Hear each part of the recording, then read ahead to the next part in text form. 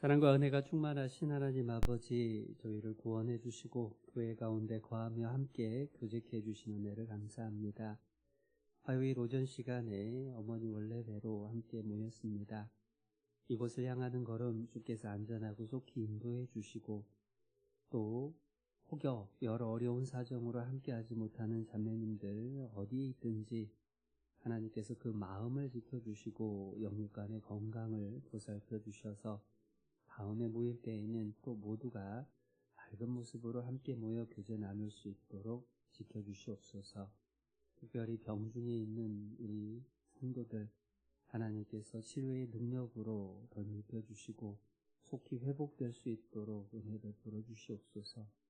주님 오실 때까지 교회 안에서 하나 되어서 더 주를 위해 힘있게 살 수 있도록 은혜 베풀어 주시옵소서. 또 이 시간 함께 모여 교제 나눌 때에 우리 각 사람에게 필요한 말씀으로 교훈해 주시고 또 주께서 가르쳐 주신 말씀대로 살아갈 수 있도록 힘을 주시옵소서. 또 간증을 통해 주께서 베풀어 주시는 은혜와 위로 나누며 힘을 얻을 수 있도록 서로를 더욱 알아가며 더 같은 마음으로 기도할 수 있도록 이 시간의 모든 순서도 우리 각 사람의 마음도 하나님께서만 주관하여 주시옵소서. 무엇보다 금요일부터 이제 학예 수양회가 시작됩니다. 저희 송파교회 함께하는 4차 수양회도 29일부터 시작됩니다. 이번 수양회를 통해서 우리의 사랑하는 가족들, 이웃들이 구원을 받을 수 있도록 하나님 축복하여 주시옵소서. 그 일을 위해서 간절히 기도하며 수고하는 모든 분들에게 하나님께서 지치지 않도록 힘을 주시고 영육간의 건강을 더해 주시며 또한 하나님의 지혜와 능력으로 복음 전할 수 있도록 맡겨진 봉사 감당할 수 있도록 하나님께서 함께하여 주시옵소서. 또 고개 숙여 기도하는 우리 어머니 자매님들 항상 가정마다 주께서 영육간의 필요를 채워주시고 그 기도의 응답 보여주셔서 날마다 감사함으로 더 주께 영광 돌리며 더 힘있게 살아갈 수 있도록 은혜 베풀어 주시옵소서. 함께하는 이 시간의 모든 순서 오직 주께 의지하오며 예수님의 이름으로 감사기도 드렸습니다. 아멘. 네, 함께 열왕기하 5장 말씀을 찾으시겠습니다. 열왕기하 5장 2절부터 4절 말씀입니다.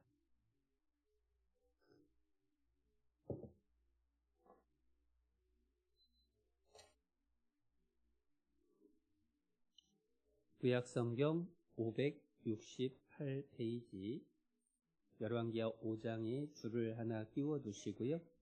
2절부터 말씀을 읽어드리겠습니다. 전에 아람 사람이 떼를 지어 나가서 이스라엘 땅에서 작은 계집아이 하나를 사로잡음에 저가 나아만의 아내에게 수종들더니 그 주모에게 이르되 우리 주인이 사마리아에 계신 선지자 앞에 계셨으면 좋겠나이다. 저가 그 문둥병을 고치리이다. 나아만이 들어가서 그 주인에게 고하여 가로되 이스라엘 땅에서 온 계집아이의 말이 이러이러하더이다. 네, 4절까지 읽어드렸습니다. 안녕하십니까? 네, 반갑습니다.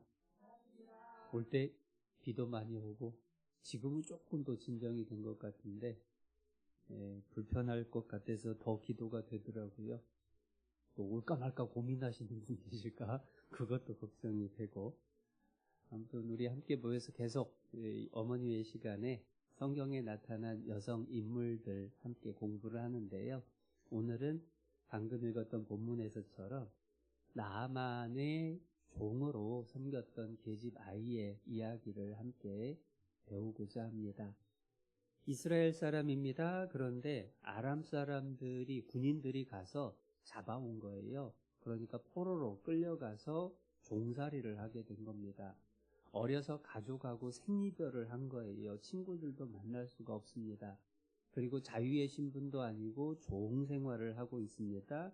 얼마나 힘들고 어려웠을까라고 하는 생각이 절로 드는 그러한 상황입니다. 그런데 신기하게도 그 여자아이가 나아만이 문둥병이 걸린 것을 보고 어찌 보면 자기한테 원수 같은 존재잖아요.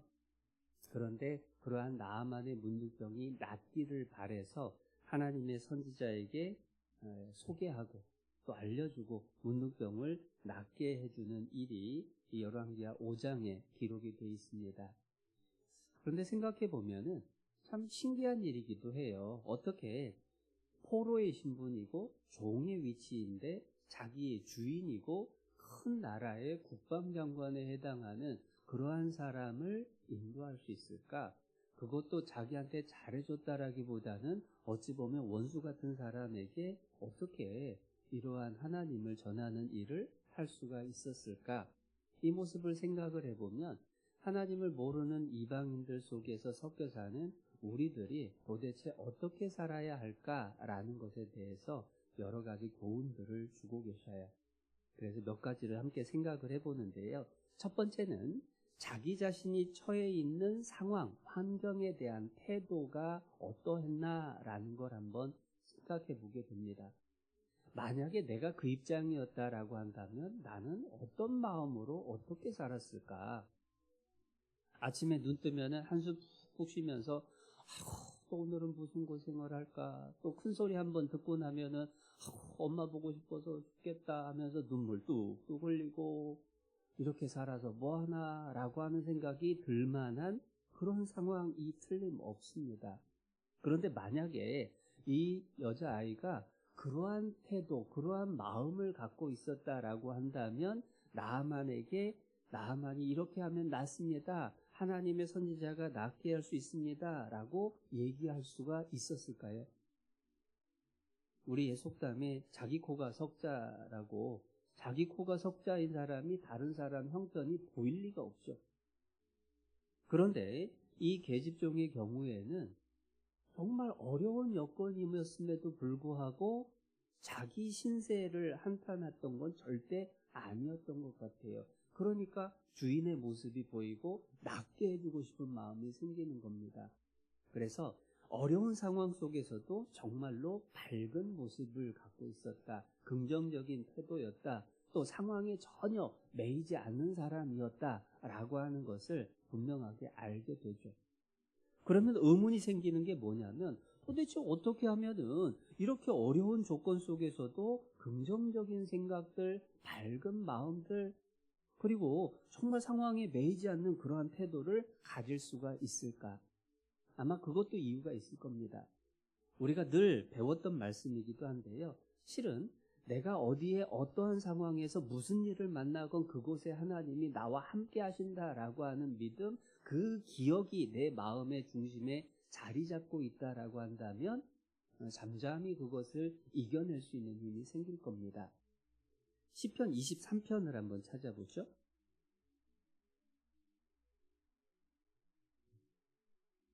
시편 23편 4절.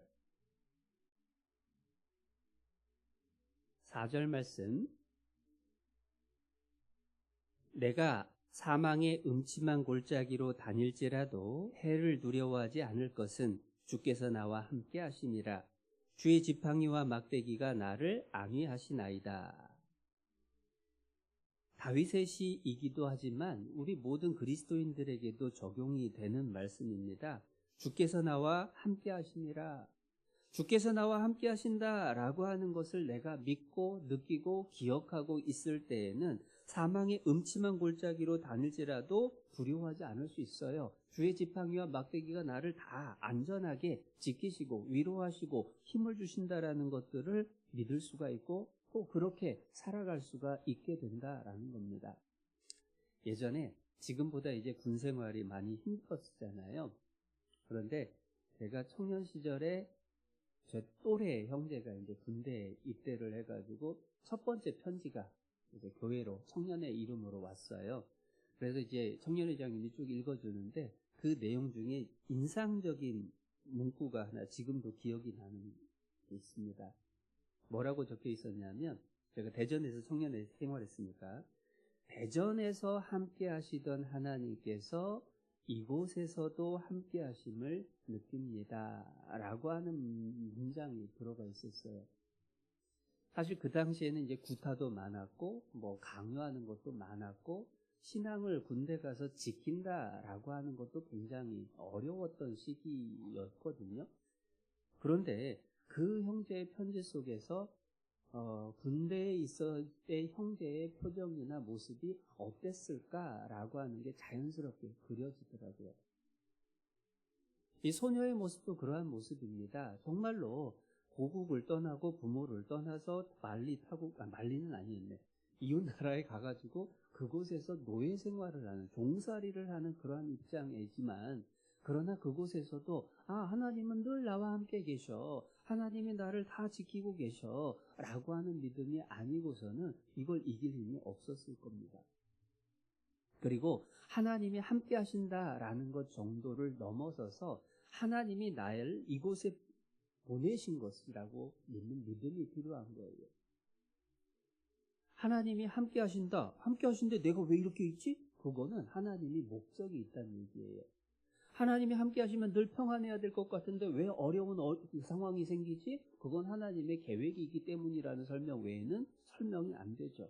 그래서 어떠한 상황에 처해 있던 간에 이거는 하나님께서 허락하셨다. 하나님이 나를 이곳에 보내셨다라고 하는 믿음이 있어야 된다는 거죠. 정말 그럴까 한번 생각을 해봅니다. 사람의 눈으로 생각을 하면 이해가 안 되는 것들이 정말 많아요.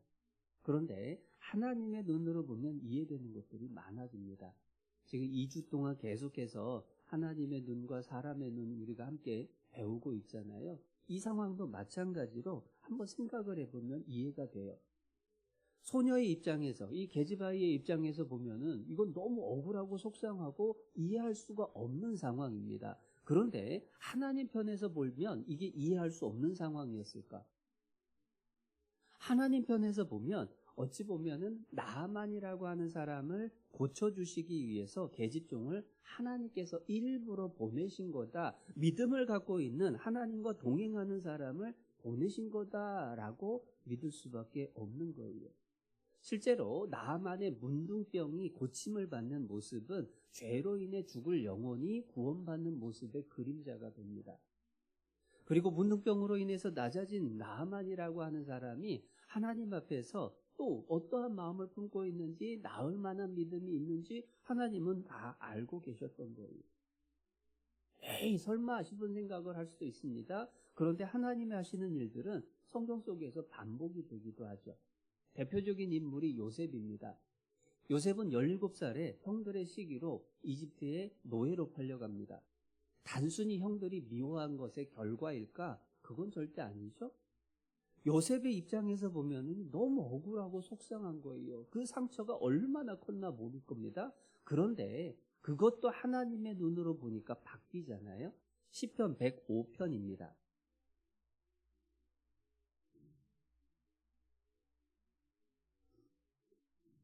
시편 105편 17절. 17절 말씀. 한 사람을 앞서 보내셨음이여 요셉이 종으로 팔렸도다. 요셉은 내가 왜 여기 와야 되지? 라고 할 만한 상황이었지만 사실은 하나님이 요셉을 미리 보내신 거예요. 하나님의 시간은 우리의 보는 시간하고 다르죠. 하나님이 일부러 보내셨던 겁니다. 요셉이 처음부터 그것을 믿었을까? 그것은 잘 몰라요. 그러나 적어도 한 가지 분명한 것은 요셉은 하나님이 함께 계신다라는 믿음 속에서 그 어려움들을 이겨냈고 시간이 지나서는 하나님이 보내신 거구나 라고 하는 것을 확신했죠. 그래서 창세기 45장에 요셉이 고백을 합니다. 창세기 45장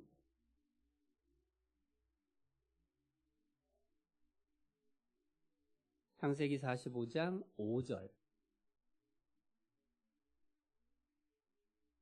5절 말씀. 당신들이 나를 이곳에 팔았으므로 근심하지 마소서, 한탄하지 마소서. 하나님이 생명을 구원하시려고 나를 당신들 앞서 보내셨나이다. 7절. 하나님이 큰 구원으로 당신들의 생명을 보존하고 당신들의 후손을 세상에 두시려고 나를 당신들 앞서 보내셨나니 그런즉 나를 이리로 보낸 자는 당신들이 아니요 하나님이시라. 3번이나 반복되죠. 하나님이 보내셨다. 하나님이 앞서 보내셨다. 하나님이 보내셨다. 처음부터 그것을 믿었던 건지는 몰라요. 그런데 분명한 것은 하나님이 함께 계신다라는 것은 믿었고, 그러니까 원망과 불평이 없이 견딜 수가 있었고, 묵묵히 그 길을 가다 보니까 아하, 이 가뭄 속에서 우리 식구들 건지라고 하나님이 보내신 거였구나. 하나님의 계획 속에서 내가 여기까지 왔구나라고 하는 게 그 다음에 이해가 된 건 틀림없어요. 이 처음에 읽었던 본문 속에 나만의 계집종도 처음부터 하나님이 나를 보내셨다라고까지는 물론 생각 못했을 수 있습니다. 그러나 하나님이 동행하신다라고 하는 마음이, 그 믿음이 있기 때문에 어려운 여건 속에서도 밝은 태도를 갖고 있었고, 그리고 지나가면서 그것들이 어떻게 이루어지는지 성경에 기록되어 있고, 지난 다음에는 확신할 수 있죠. 아하, 하나님이 보내셨구나.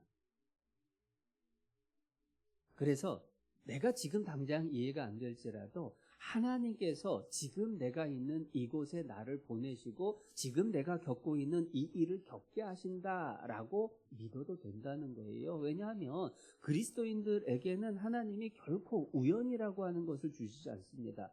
내가 지금 처한 상황이 편안하든 힘들건 억울하든 속상하든 슬픈 일이건 화나는 일이건 사실은 하나님께서 허락하신 것이 틀림없어요. 그 일들만 우리에게 벌어지는 거죠. 그래서 우리의 태도는요, 어떤 일이 벌어지건 어떤 상황이 있건 간에 하나님이 무슨 계획이 있으실지를 생각하고 그 가운데 묵묵히 주어진 일들을 감당하는 거, 그게 필요한 겁니다. 고린도전서 7장을 찾아보시죠.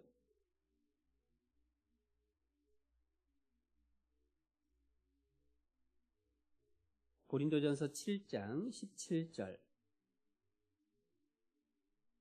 17절 말씀, 오직 주께서 각 사람에게 나눠주신 대로 하나님이 각 사람을 부르신 그대로 행하라.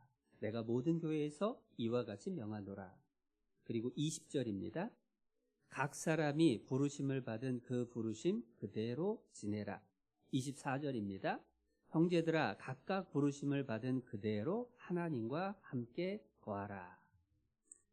반복되는 표현이 부르신 그대로 행하라. 그리고 17절에서는 오직 주께서 각 사람에게 나눠주신 대로, 각 사람에게 나눠주신 대로, 이걸 말씀을 하셔요. 똑같은 내용인 것 같지만 왜 3번 반복했느냐? 첫 번째 부르심 받은 그대로는 결혼 생활에 대한 문제입니다. 지금 현재 내 가정, 내 가족 관계 하나님이 주셨다. 그 속에서 내게 주신 계획을 기다리고 하나님과 함께 거하라, 그 얘기입니다. 두 번째 있는 것은 뭐냐면은 할례와 무할례에 대한 이야기예요. 그러니까 내가 어떠한 상황, 어떠한 환경과 조건, 어떠한 신분을 갖게 됐든지 그것과 상관없이 그거 다 하나님이 주셨으니까 유대인이냐 헬라인이냐 그런 거 중요한 거 아니다라는 겁니다. 그 부르심 받은 그대로 주와 함께 거하라고. 그리고 3번째는 종이나 자유자 얘기를 하는 거예요. 이제 직장이 어떤지, 빈부가 어떤지, 내게 주어진 권리가 어떤지 그런 거 상관없이 그거 하나님이 주신 거니까 그 가운데 주와 함께 거하라. 3번 반복이 되는 거예요. 그리고 그 속에는 좋은 조건도 있지만 안 좋은 일들도 있을 수 있습니다. 그런데 그것조차도 하나님이 주신 거니까 그 가운데에서 주와 함께 거하라. 주와 함께 거하라. 제일 중요한 건 그대로 부르심받은 그대로 하나님과 함께 거하라.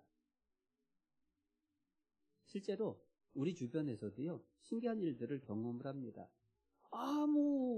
징계받을 일도 아니고, 특별한 것도 아닌데, 어쩌다가 사고가 나가지고 병원에 입원을 했습니다. 그런데 입원해가지고, 도대체 왜 나한테 이런 일이 있지? 라고 하는데, 그 가운데에서 옆 사람하고 얘기를 하다 보니까, 하나님을 찾는 사람이어서, 전도해서 구원받는 일이 생기기도 하죠. 갑작스럽게 건강진단 결과 속에서 암 판정을 받았습니다. 충격받아서 힘들어하는데 나보다 구원받지 않은 남편이 더 힘들어하더니 마음이 낮아져가지고 소원이 뭐냐, 나도 네 말씀, 네가 얘기하던 그 말 들어줄게 하다가 구원받는 일도 있죠. 우리에게 당장 주어진 상황은 이해 안 될 수도 있어요. 그러나 하나님이 함께 하시고 허락하신 일이다. 그렇다라고 한다면 그 가운데에서 원망하고 불평하고 한숨 쉬고 눈물 흘릴 것 아니라 하나님이 뭔가 계획이 있으시겠지? 라고 믿고 기다려야 되는 거예요. 내 할 일 묵묵히 감당하고 있어야 된다는 겁니다. 예레미야 애가 3장이죠. 예레미야 애가 3장 27절입니다. 26절부터 읽어드릴게요. 사람이 여호와의 구원을 바라고 잠잠히 기다림이 좋도다. 사람이 젊었을 때에 멍에를 매는 것이 좋으니 혼자 앉아서 잠잠할 것은 주께서 그것을 메우셨음이라. 잠잠히 하나님이 맡겨주시고 하나님이 메워주시고 하나님이 허락하셨으니까 잠잠히 그것을 메고 그 일을 하라는 거예요. 멍에를 맨다라는 것은 주저앉아 있는 게 아니라 일할 거 일하고 본분을 다하고 성실하게 있으란 얘기입니다. 그러면 어떻게 되느냐? 32절.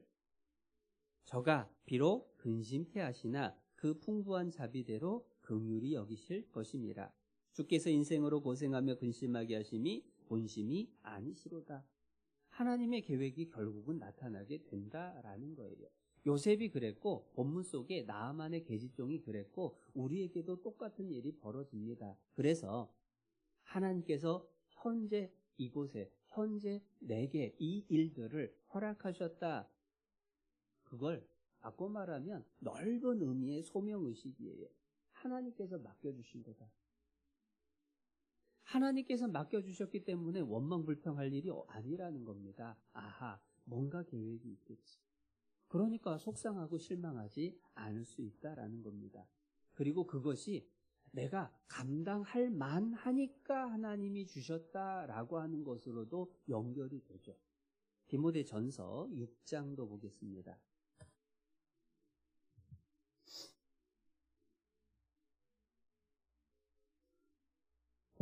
디모데전서 6장 6절.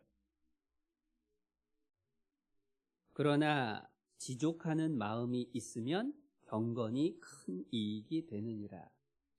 지족이라고 하는 건 뭐냐면 하나님이 이만큼 나에게 딱 맞게 주신 게 이거구나라고 인정하고 만족하고 알아차리고 감사하는 모습, 그걸 지족이라고 이야기를 할 수 있습니다. 하나님이 나에게 이 상황을 허락하셨다라고 하는 것은 나한테 적당하다라고 하나님이 판단하셨으니까 주신 거다는 거예요. 그렇다라고 한다면 하나님이 나한테 적당한 걸로 주셨으면은 그것에 대해서 원망불평할 게 아니라 하나님 감사합니다. 나는 잘 모르겠지만 이거 잘 통과할 수 있게 지나갈 수 있게 하나님 지켜주세요 라고 하는 태도가 올바른 태도가 되는 거예요. 그런데 그렇게 지족할 수 있는 근거들은 참 많습니다. 힘든 일 속에서 어떻게 지족하냐라고 하는 마음이 올라오죠. 힘이 들고 속상하고 눈물 나거든요. 그런데 그 상황에서도 지족할 수 있는 것은 첫째는 하나님이 감당할 만큼 주셨다라고 하는 것에 대한 믿음이고, 두 번째는 뭐냐면 실은 더 힘든 일이 주어진다라고 해도 실은 나는 원망불평할 자격도 없는 사람인 거예요. 욥기 5장에서 인생은 고난을 위하여 났나니 불티가 위로 나른가 보다. 죄인으로 태어나서 죄 가운데 거하면서 죄를 짓고 사는 나라고 하는 사람이 거룩하신 하나님 앞에서 더 힘들고 어려운 일들이 주어진다라고 해도 무슨 원망불평할 자격이 있나. 그러나 감당할 수 있게 해주시고 적당하게 주시는 거니까 그것에 감사할 수 있고 만족할 수 있다라는 겁니다. 그리고 세 번째로 세상에서도 하는 얘기예요. 없는 것에 초점을 맞출 거냐, 있는 것에 초점을 맞출 거냐. 사실은 다 잃어버린 건 아니거든요. 그렇기 때문에 하나님이 주신 것들에 대해서 우리가 바라볼 수 있으면 또 그 가운데 감사할 수 있게 되고 만족할 수가 있게 되는 겁니다. 그래서 하나님이 함께 하신다. 하나님이 뭔가 목적이 있어서 나를 보내신 거다. 그리고 하나님이 나에게 적당히 주셨으니까 내가 만족하고 감사하는 것이 올바른 거구나. 이 가운데서 내가 묵묵히 이 일을 잘 감당하고 있으면 하나님의 계획이 나타나겠구나. 그때의 낙심된 상황에서도 표정이 밝아질 수 있는 거예요. 상황에 매이지 않을 수 있게 되는 겁니다. 그럴 때에 나 자신이 변화되고 그로 말미암아 내 주변이 변화가 되는 거죠. 주일날에도 그 말씀 드렸었잖아요. 어느 자매님이 언니들 전도하는데 정말로 자기 처한 상황, 가난한 이런 것 때문에 전도할 용기도 없어서 몇 년을 망설이다가 얘기를 꺼냈는데 너무 쉽게 듣더라고. 아니 그런데 무슨 마음으로 그렇게 쉽게 듣게 되느냐 물었더니 하는 말이 네가 어려운 모습 뻔히 아는데 너나 네 남편이나 그 가운데서도 화목하게 밝게 그렇게 지내는 거 보면서 도대체 뭐지? 라고 하는 생각이 안 그래도 들었었다고. 그런데 그러한 표정으로 그렇게 살아갈 수 있었던 힘이 사실은 이 계집종이 살아온 힘의 원동력이나 우리나 똑같다라는 거예요. 그리고 그러한 자매들뿐만 아니라 우리도 똑같이 그렇게 살아갈 수 있고 하나님이 그렇게 살아가기를 바라시는 거죠. 그래서 성경에 이 나아만의 계집종의 모습들을 기록을 해주신 겁니다.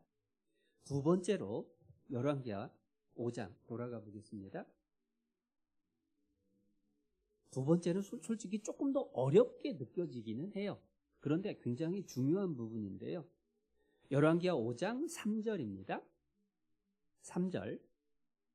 그 주모에게 이르되 우리 주인이 사마리아에 계신 선지자 앞에 계셨으면 좋겠나이다. 저가 그 문둥병을 고치리이다. 자, 지금 이 여자아이가 자기 여주인에게 이야기를 하는 겁니다. 나만의 문둥병이 우리 하나님 선지자 앞에만 가면 나을 건데 라고 얘기를 해요. 근데 도대체 지금 누구의 질병이 고쳐지기를 바라는 모습이냐라는 거예요. 마치 우리 엄마 병 빨리 낫게 해주세요. 우리 아이 병 빨리 낫게 해주세요. 라고 하는 그러한 마음을 가지고 지금 이 여자아이가 자기에게 있어서 어찌 보면 원수 같은 나아만 장군을 자기가 지금 그 집에서 종살이하고 있는데 그 집 주인이 빨리 낫기를 바라고 그것을 이야기를 하고 있다라는 겁니다. 원수를 사랑할 수 있는 그 마음이 도대체 어디서 왔을까? 실제로 원수 같은 사람을 사랑할 수 있다라고 한다면 그 사랑이 전해질 때에 당연히 주변이 변화가 되겠죠. 누가복음 6장도 찾아보겠습니다. 누가복음 6장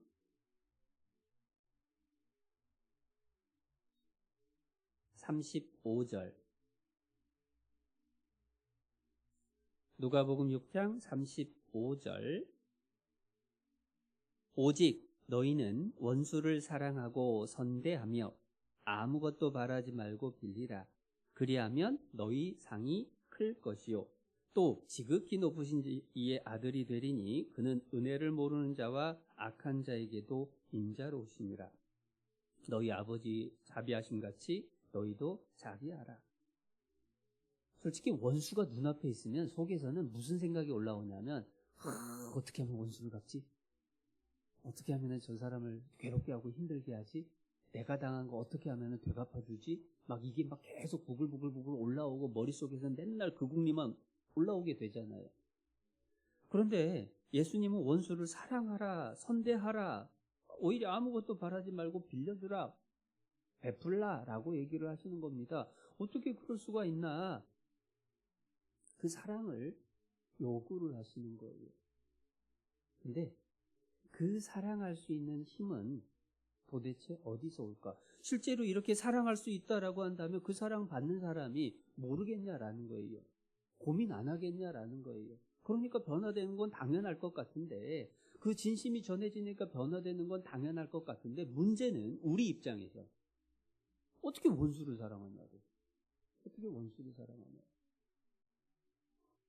그런데 원수를 사랑할 수 있는 힘은 인간적인 방법으로는 불가능한 게 틀림없어요. 어떻게 용서할지는 모르지만 원수를 사랑한다라고 하는 것은 인간적인 힘으로는 불가능하죠. 그럼 어떻게 가능하냐? 하나님의 사랑을 받지 않고서는, 하나님의 사랑으로 힘입지 않고서는 불가능한 일이죠. 실제로 성경 속에서는 원수를 사랑한 모습들이 계속 보여집니다. 예수님은 자신을 못 박는 사람들을 위해서 기도하셨고, 스데반은 자기에게 돌 던지는 사람을 위해서 기도했습니다. 자기를 해롭게 하는, 자기를 지금 해치는 사람을 위해서 기도한다. 그게 원수를 사랑하는 모습이죠. 그런데 어떻게 그럴 수가 있느냐? 그게 하나님의 사랑이 그 마음의 중심에 자리 잡을 때에만 가능한 거예요.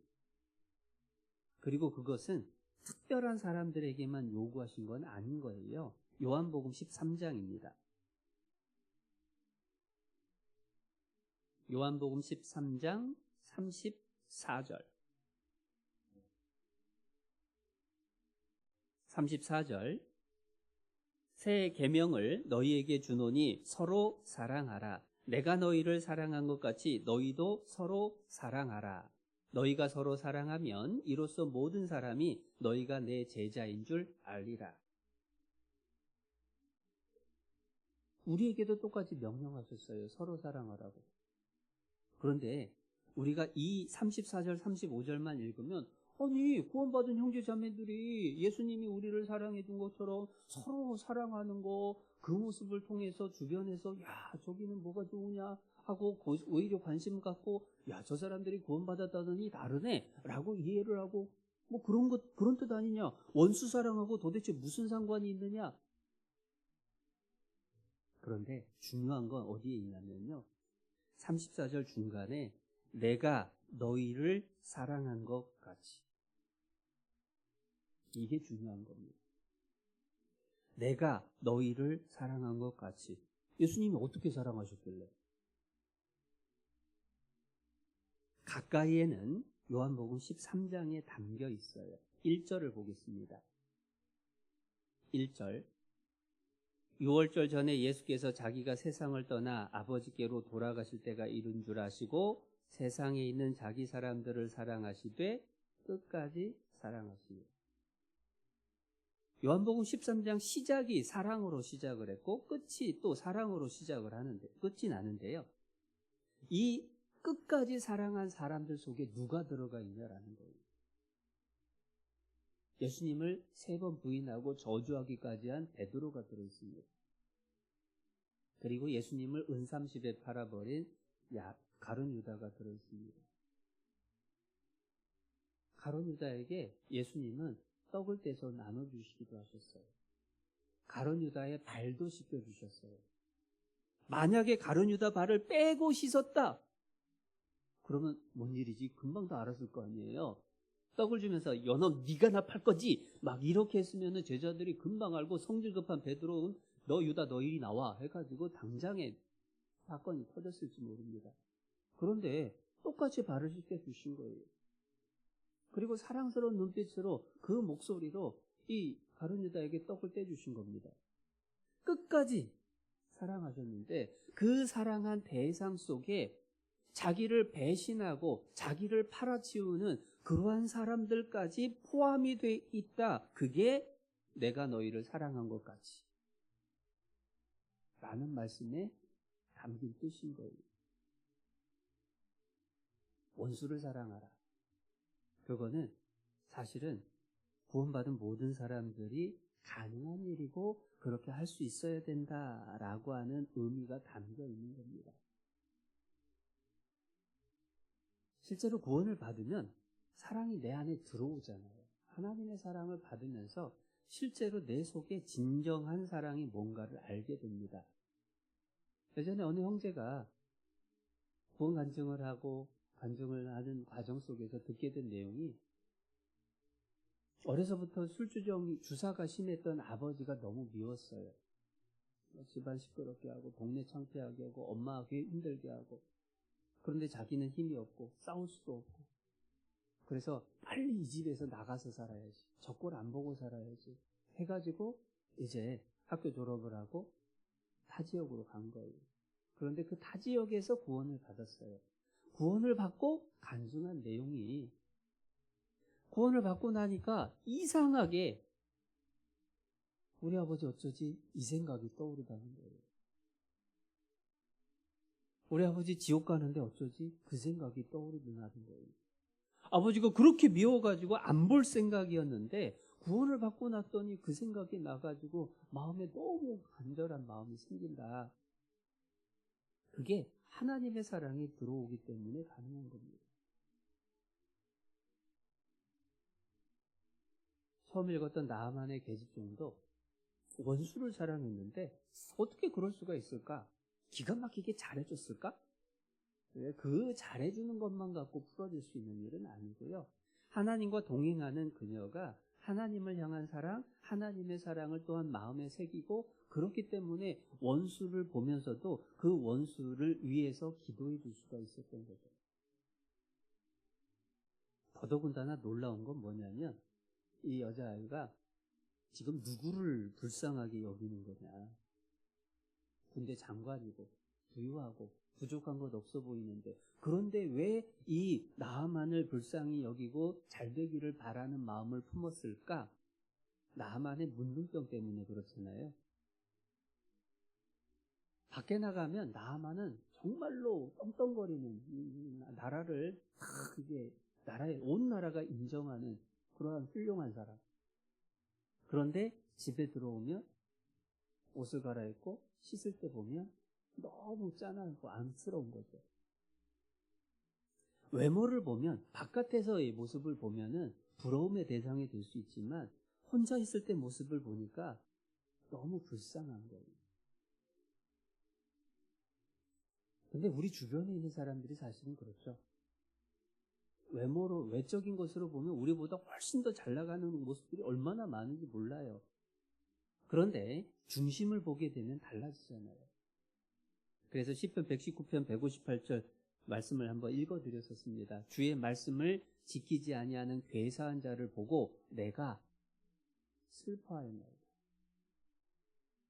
아니 말씀을 지키지 않고 거짓말하는 사람들을 보면 화가 나야 되잖아요. 미워해야 되잖아요. 그런데 왜 슬퍼하느냐?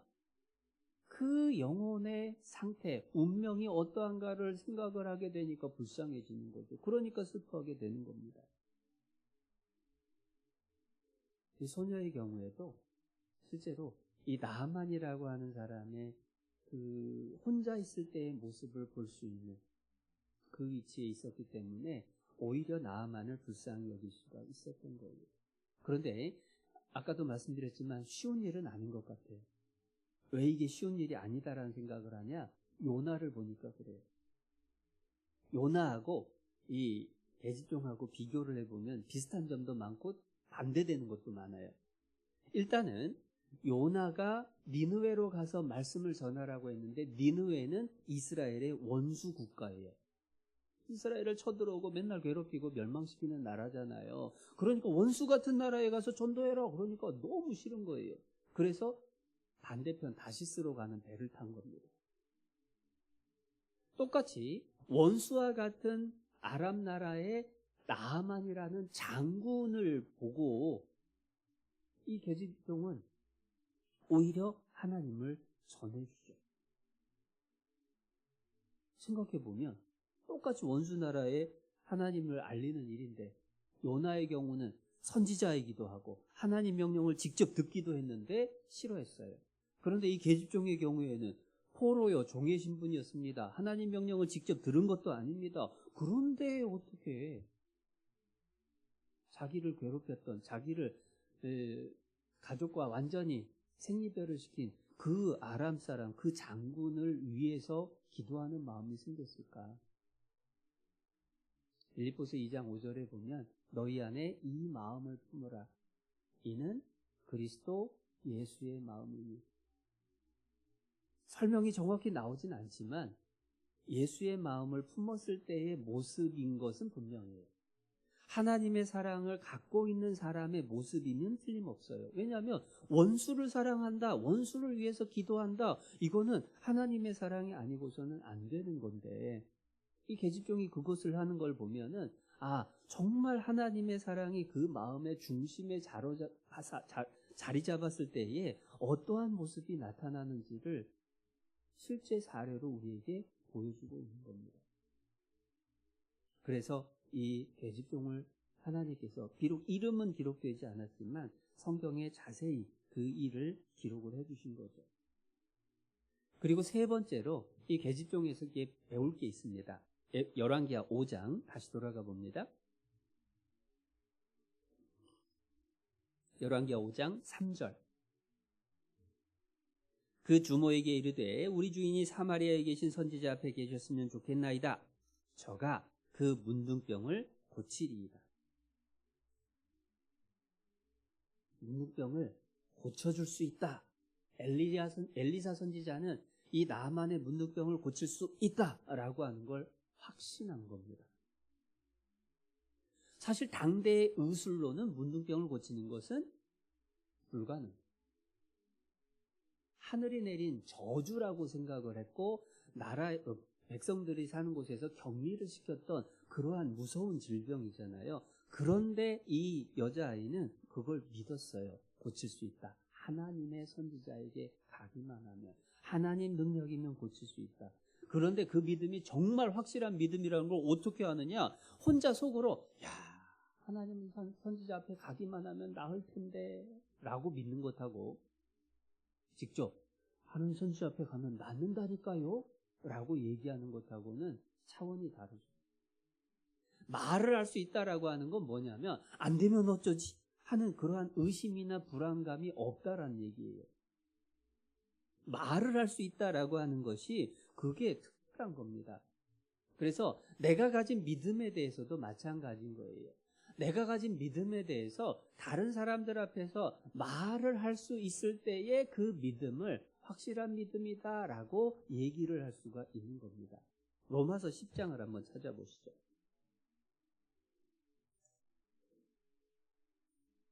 로마서 10장 10절. 로마서 10장 10절.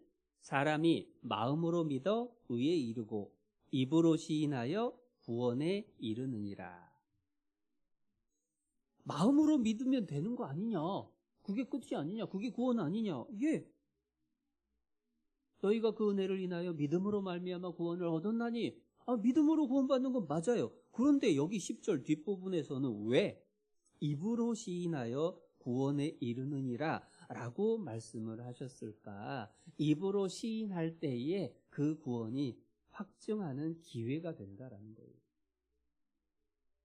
입으로 시인할 때 구원받는다는 얘기가 아니고 입으로 시인함으로 말미암아 그 구원을 확증하게 된다라는 뜻이기도 한 거예요. 하나님 살아계시다. 성경이 사실이다. 천국 지옥이 있다. 나는 구원받아서 천국 갈 수 있는데 너 구원 못 받으면 큰일 나 라고 말할 수 있는 믿음이어야 진짜 믿음이라고 인정받을 수 있다 그 얘기죠. 가끔 이런 질문을 받은 적이 있습니다. 신천지든지 JMS든지 하나님의 교회든지 우리가 말하는 또 세상에서도 너무 공개적으로 알려진 그러한 이단에 속해 있는 사람들을 알게 됐는데 전도를 해야 될까? 아니면은 멀리 해야 될까? 어떻게 해야 될까요? 전도해야 될까요? 멀리 해야 될까요? 거기서 기준이 필요한 거예요. 가족이라고 한다면 포기 못하죠. 가족이라고 한다면 포기 못하니까 그거는 어쨌든 하나님께 매달려서 끝까지 씨름을 해야 될 일이긴 하지만 이제 알게 된 사람, 가깝게 이제 지내게 되는 사람이라고 할 때에 그러면 어디까지냐라고 하는 것의 기준을 어떻게 잡으면 되냐면 그 사람이 나한테 전도하려고 하는 사람이면 멀리 해야 됩니다. 근데 그 사람도 지금 뭐가 진짜인지 공부를 계속 하고 있는 사람이다라고 하면은 기회가 있을 수 있죠. 왜 그렇게 얘기를 하느냐? 나한테 전도하려고 한다라는 얘기는 뭐냐면 그 사람은 자기가 지금 보고 배웠던 것들이 확실하다라고 믿고 있다는 얘기입니다. 그러니까 안 바꿔요. 전도를 해보면 자기가 막히잖아요. 그러면 내가 잘 몰라서 그래. 왜 선생님 불러? 선생님 불러. 그 선생님하고 얘기해갖고 또 막히잖아요. 그러면 더 높은 사람 또 데리고 와요. 그렇지 않나요? 남에게 전하려고 한다라고 하는 것은 확신이 있어야 된다는 얘기예요. 그건 이단들을 전도할 때 우리가 생각하는 그걸 위해서 제가 설명드린 게 아니고 실은 구원받은 우리의 믿음이 다른 사람에게 전할 수 있는 정도의 믿음이 되지 않는다라고 한다면 사실은 확실한 믿음이라고 얘기하기가 조심스러운 거예요. 누군가에게 전할 수 있는 그 정도의 믿음이 아니라고 한다면 아직 믿음이 어리다라는 얘기입니다. 내가 아직 미치지 못했다면 내가 정말로 그 믿음이 자라서 담대히 입을 열 수 있는 그러한 믿음을 갖게 되기를 기도하고 말씀을 더 배워야 되는 거고, 옆에서 그러한 모습을 보면은 그 믿음이 자랄 수 있도록 어떻게 도와줄까라고 하는 것을 고민을 해야 된다라는 겁니다. 다시 본문으로 생각을 해보면 이 계집종의 경우에는 확실한 믿음이 있었던 거예요. 그래서 자신 있게 얘기한 겁니다. 더더군다나 우상 섬기는 사람한테 하나님 선지자 앞에 가면 낫는다니까요 라고 얘기를 한 거예요. 사실 그게 정말 담대한 거죠. 그러한 담대한 믿음을 하나님께서 당연히 귀히 여겨주실 겁니다. 그러니까 나아만이 변하죠. 더군다나 종의 위치에서 하는 말을 듣게 해주는 겁니다. 그런데 속으로 담대한 믿음이 있기만 하면은 사람들이 다 내 말을 잘 들어줄 거냐? 사실은 그건 또 아니에요. 그럼 뭐가 필요할까? 열왕기하 5장 다시 돌아가 봅니다. 열왕기하 5장 4절입니다. 4절. 나아만이 들어가서 그 주인에게 고하여 가로되 이스라엘 땅에서 온 게지바이의 말이 이러이러하더이다. 아람 왕이 가로되 갈지어다. 이제 내가 이스라엘 왕에게 글을 보내리라. 나아만이 곧 떠날 새 은 10달란트와 금 6,000개와 의복 10벌을 가지고 가서. 자, 여기서 뭘 발견할 수 있냐면 나아만이 이 여자아이의 말을 믿었다라는 거예요. 신뢰했다라는 얘기입니다. 지금 나아만이 그 주인에게 고했다 그 얘기가 뭐냐면 아람 왕한테 말한 거예요. 우리 집에 이스라엘에서 잡아온 여자아이가 있는데 그 여자아이가 아니, 나도 하나님 선지자 앞에 가면은 문둥병 다 낫는다고 하는데요. 나 보내주세요. 자, 왕이 뭐라고 할까요? 야, 네가 그 말을 믿냐? 그게 말이 되냐? 안 물어보겠냐고요. 그러면 이 나아만이 뭐라고 했을까?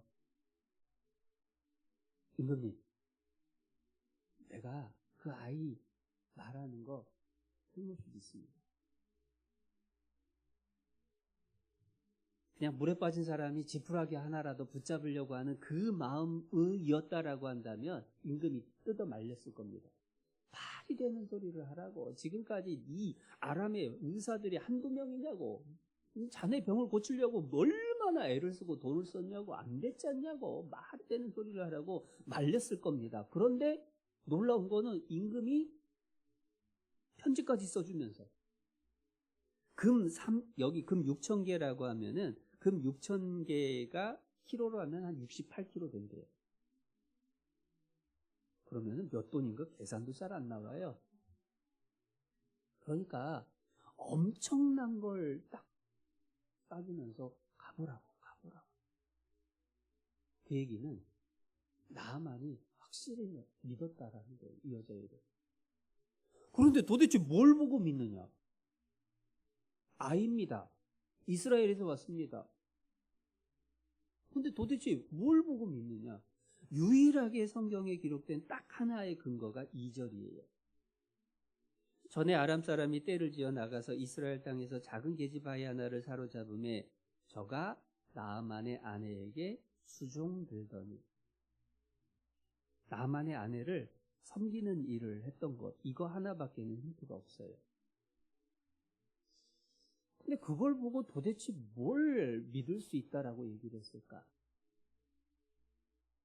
그 모습 속에서 그의 성실함, 믿음직함, 사랑, 이게 다 드러난 거예요. 에이, 그게 가능하냐고. 디도서 한번 찾아보시죠. 디도서 2장, 신약성경 349페이지, 디도서 2장 9절. 종들로는 자기 상전들에게 범사에 순종하여 기쁘게 하고 거스려 말하지 말며 떼어먹지 말고 오직 선한 충성을 다하게 하라. 이는 범사에 우리 구주 하나님의 교훈을 빛나게 하려 합니다. 왜 종들이 상전들에게 순종하고 기쁘게 하고 거스려 말하지 말고 떼어먹지 말고 선한 충성을 다하느냐? 왜 그렇게 해야 되느냐? 그렇게 했을 때 무슨 결과가 나오느냐? 우리 구주 하나님의 교훈을 빛나게 하려 합니다. 말씀을 증거해주는, 뒷받침해주는 강력한 힘은 뭐냐면 그리스도인의 삶입니다. 삶의 모습을 보고 그 말에 힘이 실리는 거예요. 성경에 나타난 믿음의 선배들이 그랬죠. 요셉이 얼마나 성실하게 일을 했던지 주인이 그 집 모든 일을 다 맡겼어요. 감옥에 갇혔는데 감옥의 모든 일을 다 맡겼어요. 왕의 꿈을 해석했는데 온 나라의 일을 다 맡겼어요. 다니엘이 우상 섬기는 왕을 얼마나 충성되이 섬겼든지 왕이 나라에서 자기 다음으로 모든 것들 정권을 다 맡겼습니다. 그리고 그 가운데 하나님 믿는 신앙이 드러나게 됐죠. 믿음의 선배들뿐만 아니라 이 계집종의 모습들도 그렇고 우리에게도 그렇게 될 거예요. 왜냐? 그게 하나님의 약속이거든요. 잠언 22장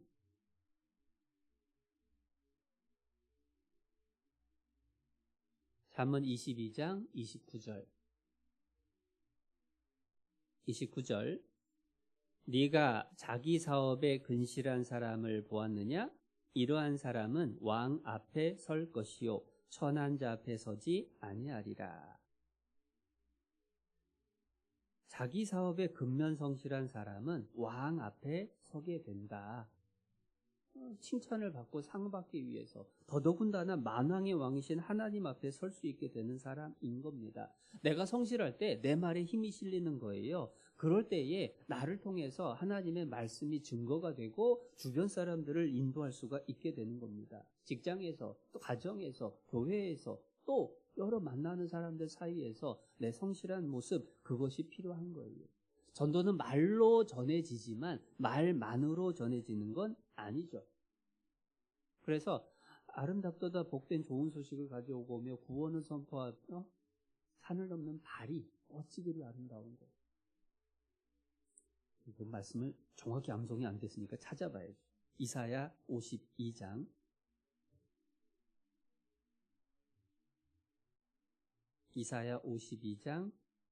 7절 7절 말씀.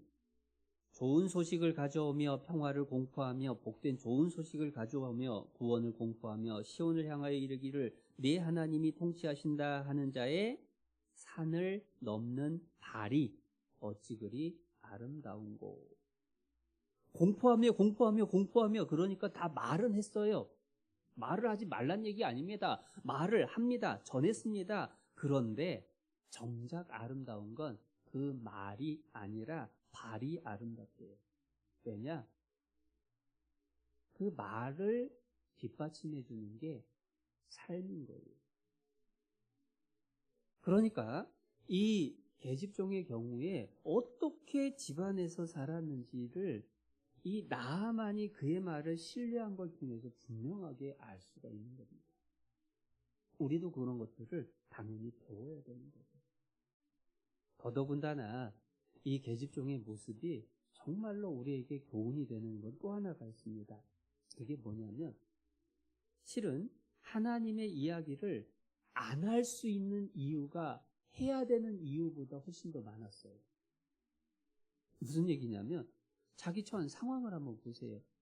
아이고 내 팔자야, 내가 지금 이 상황에서 누구한테 하나님 얘기를 하겠냐.